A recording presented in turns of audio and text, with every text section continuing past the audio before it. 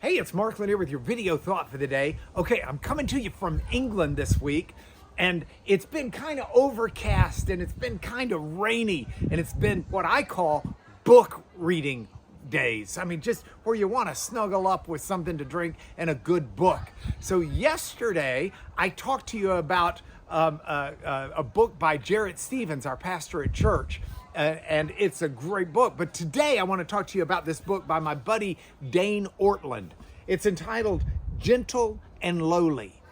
And this is a book that's really good for when you feel like your life is just not what it ought to be, when you feel like, like God's just barely listening to you. He's kind of fed up because you've just been pushing the limits, or you just seem stumbling into the same problems all the time.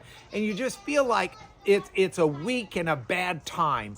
And so within the framework of that comes this book. Now, I'm married to my best friend in the world, my romantic partner, my great Becky. And I can tell you about when she was born. I can tell you when she grew up. I can tell you how tall she is. I know her shoe size. I can tell you the color of her hair, the color of her eyes. I can tell you what color clothing she prefers to wear. I can tell you a lot about her. But that won't tell you about her heart. That won't tell you about that part of her that is the most exceptional quality of all. And you can read the Bible and you can learn lots of things about God.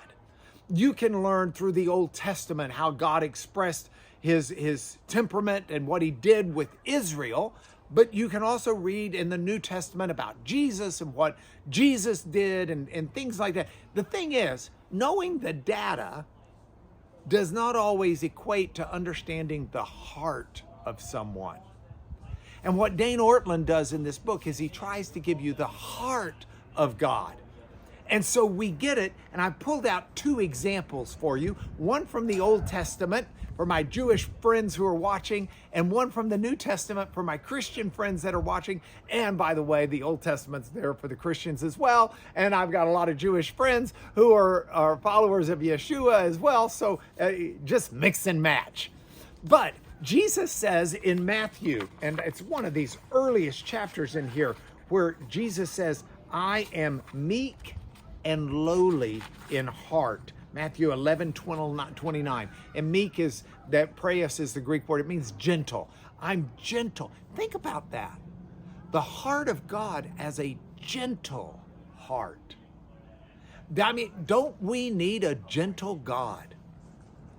This world is rough enough. There are enough people with really hard edges that jab us and poke us and cut us.